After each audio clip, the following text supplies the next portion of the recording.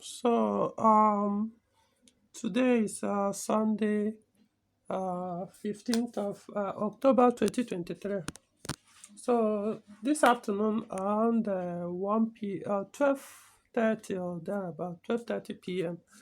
So I needed to go to Apple to go and check something. Apple Mechanic Village.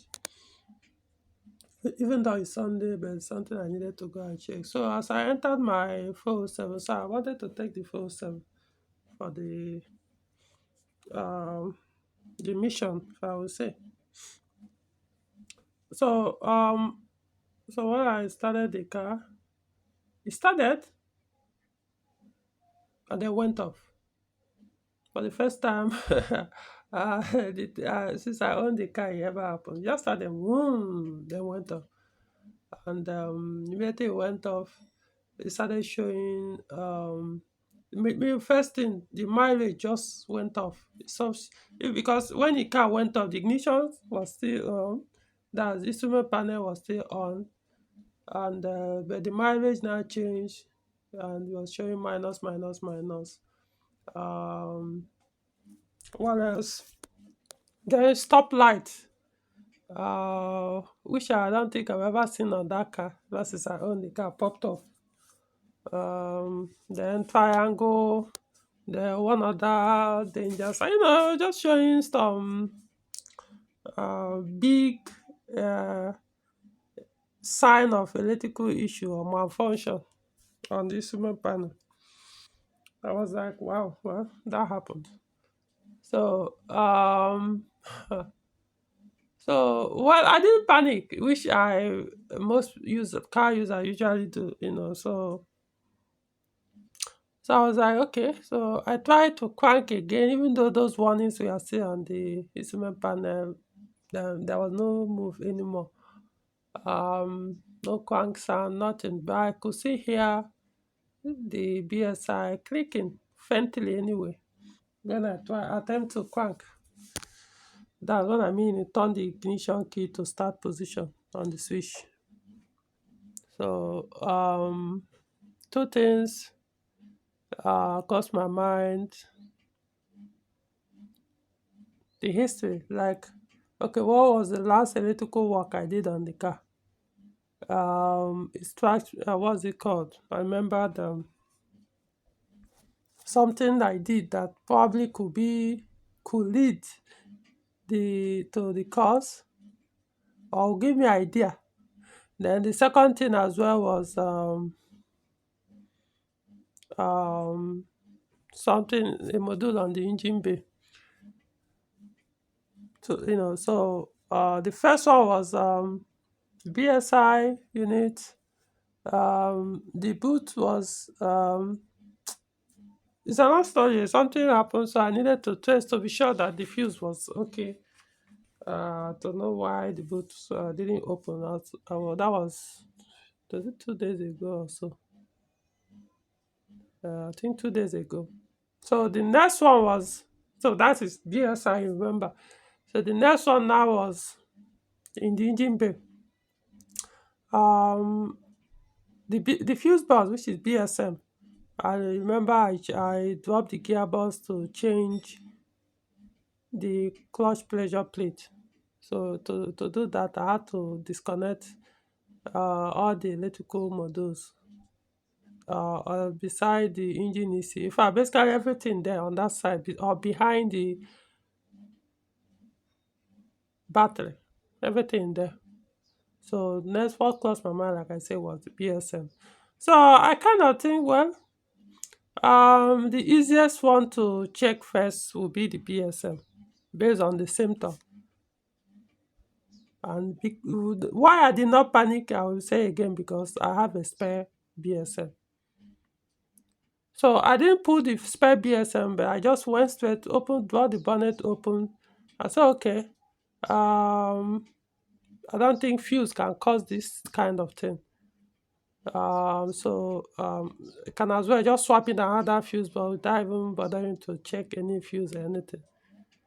Okay, before I even did that, I made an attempt. Yes, before I even went to the engine bay, I pulled my PP 2000. Tried to scan, no access. It didn't even read, as if no connection to the vehicle. It was as if there was no battery on the vehicle. I was just trying to. So I was like, okay.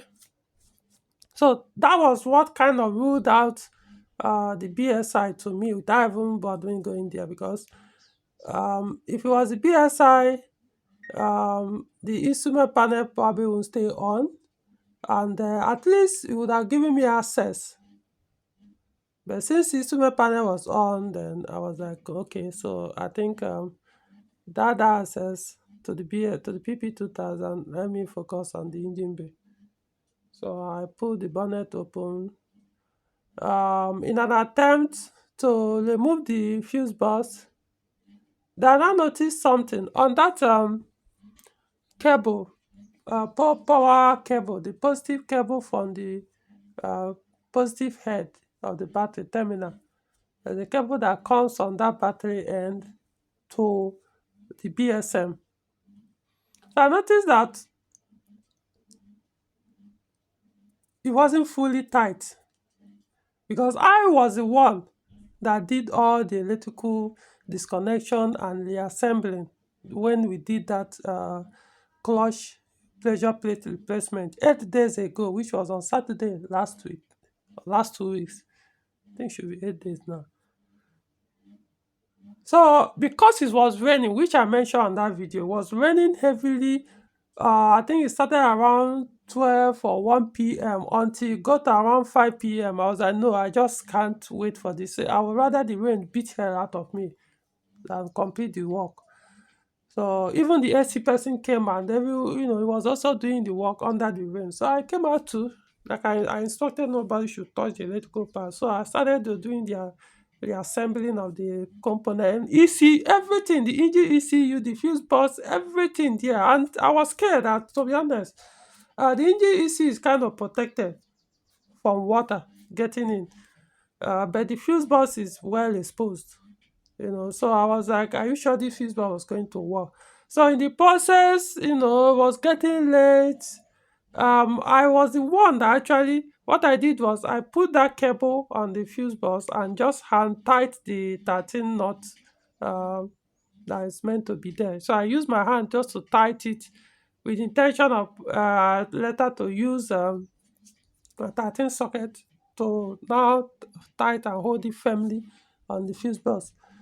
Well, which I forgot. So I was the way I left it, I was even surprised that the car could start, because if it had not started that night, that evening, of course I would have gone there, but to check what happened. Why is the car not starting? But because it started, I used the car throughout this last week for 8 days. That's the car I was using. I was starting and moving, as I was surprised until this afternoon. As in, it didn't. In fact, all I did was just press it, push it onto that bolt, 13 bolt, and then use the nut and just stand tight a little. Didn't even go halfway down, just a little. So I was like, wow. So it was this thing. So of course, what I did, I put my toolbox, retighten it, and everything went away. The car started. So the reason for this video, for telling you this story, is to just to re-emphasize things I've been saying. I know I've done 2 videos on this subject, which is the BSM, um, and why I did not panic. The reason why I did not panic is because I have something I could just use to easily diagnose the car without wasting much time. In fact, if I shouldn't have even bother to scan the car, but because I have PP 2000, I was like, what's the point? Let me just scan. But um it's much easier. See, let me say, if you have that spare fuse box in the car all the time, it's much easier to diagnose the car once you have this kind of electrical breakdown. In my case, it wasn't really necessarily a breakdown, it just something that was not connected properly, but you could call it a breakdown. Once you have this kind of thing, especially unexplained, remember the way it happened, it was that you can't say exactly what could be the cause. It's not like it was giving warning, oh, this is going to happen, and just shut down on its own. And so unexplained malfunction, electrical malfunction, the easiest way to start the diagnosis, in fact, which in my case, I didn't even follow that process or steps, is to swap in another BSM. Swapping a I pointed out Peugeot cars that if you should have a spare fuse box. 307, late 406, that 2002 to 2000, is it late 2001 to 2004. 407, that the 406 that have CAN system. 407,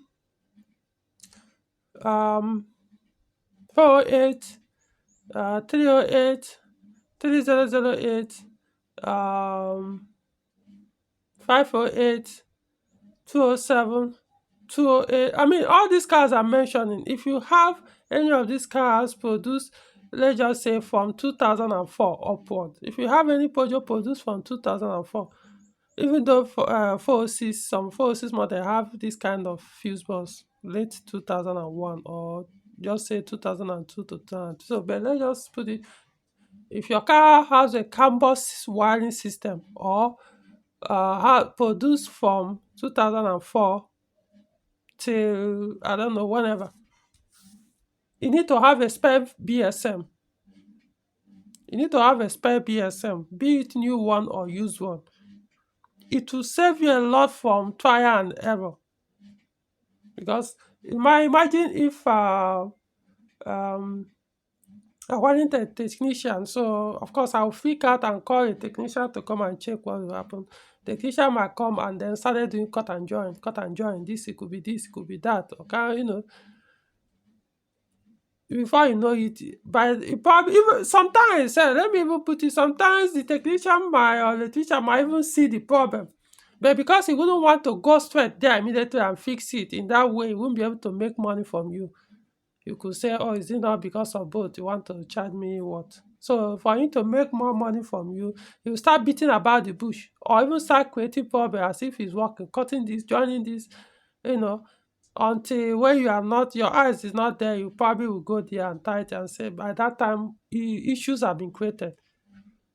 He might even tell you, might have to tow the vehicle, come there and make to exaggerate it to her. You have something that the vehicle have to be towed to the workshop, so have that spare fuse box that you've sure or you've confirmed that it's working.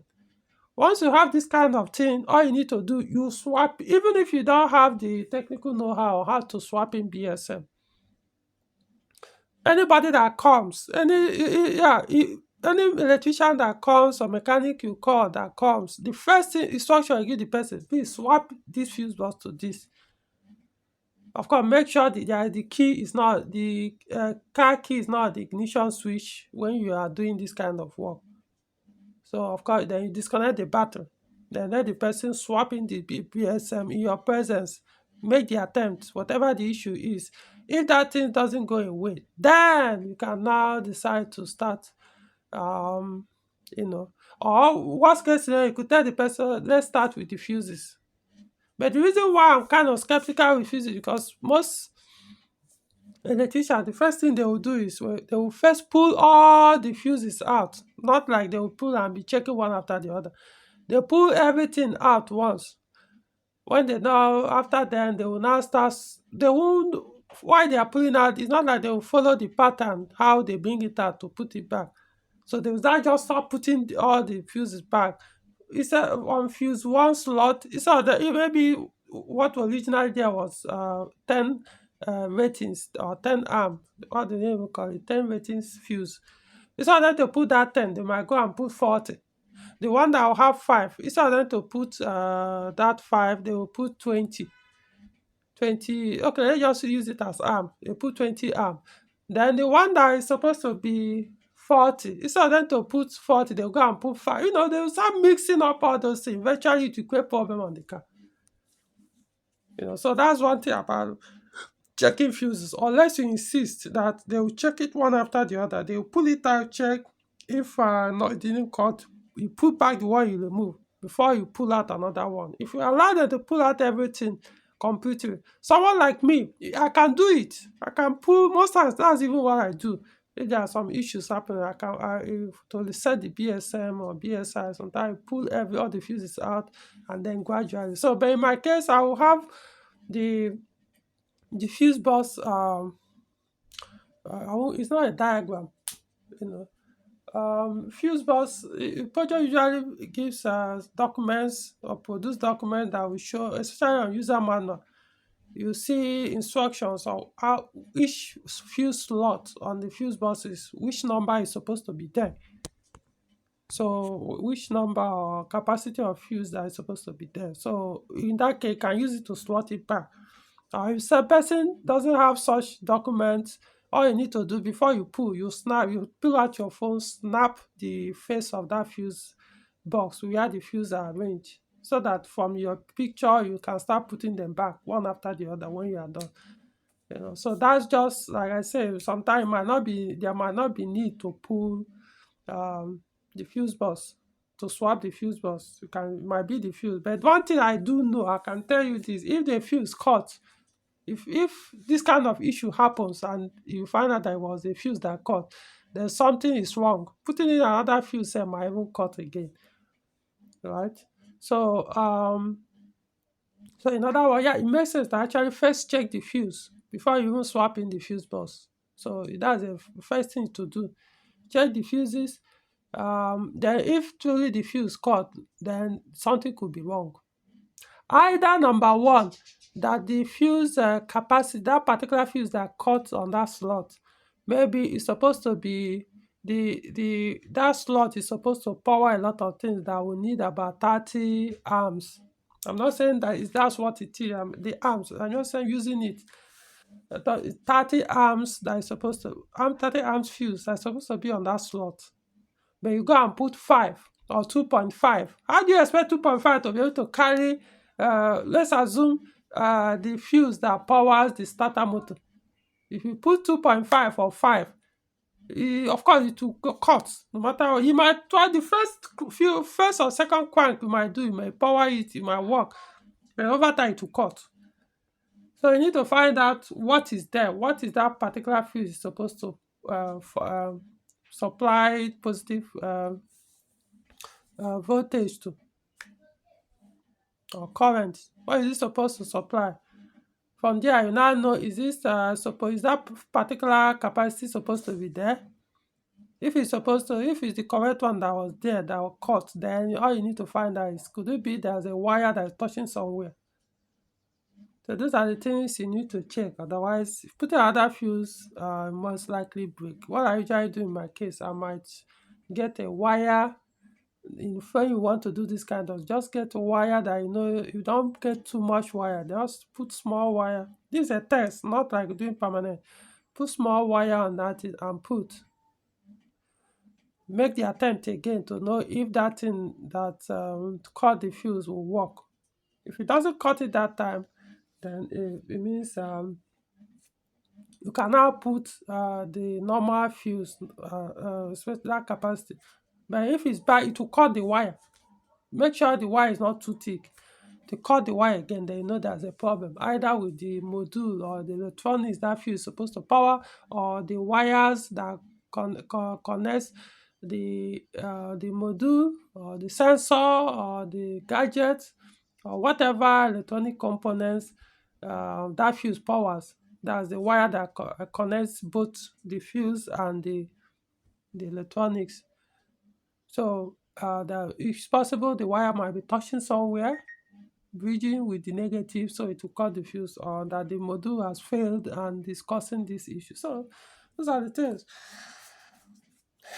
So but the point of the video is have that fuse. You see, had it been I didn't have this fuse box, yeah, I probably might panic.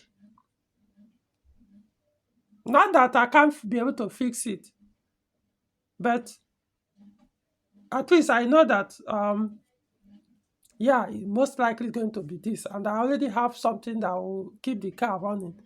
So even if eventually I know I'm going to replace the fuse box to get another spare and keep, if the current one has failed and I swap in and that's the solve my problem. At least at that time, it might take me another weeks or days or even few months to get another spare. Rather than maybe at that moment I don't have the money to buy it. Yeah, it's going to annoy me or make me sad for a while of some days that now this car most likely may let's assume it happened outside my house. We imagine means I have option. Remember today is Sunday. The only option I have is most likely to tow the vehicle. You know how emotional distressful it can be, and then financial part of the whole stress. You have to cover some money to tow the vehicle. But if I had it there, I need to swap because that's one thing about people who say 407 is too electrical, it's too this thing. You get somebody who mess up once something that is so minor to start cutting and joining, do that this and before you know it becomes a problem. So this video might not make sense to a lot of people, because you'll be like, what's the point? It's not like anything failed on the car. But I know it could have been a big issue to some other people that they will call somebody to come and check, and then they will quit into or introduce problem that will now eventually ruin the vehicle, wreck it for over time. Because as they are trying to, the one problem this person are introduced, you give it another electrician, you introduce it, so you give it another local electrician, you keep doing it until the car becomes like not even worth repairing anymore. So that's just like people that when the car start overheating, most times could be the fan that started failing. Instead of them to probably the car properly diagnosed to know why the car is overheating, because the fan has failed. Guess what?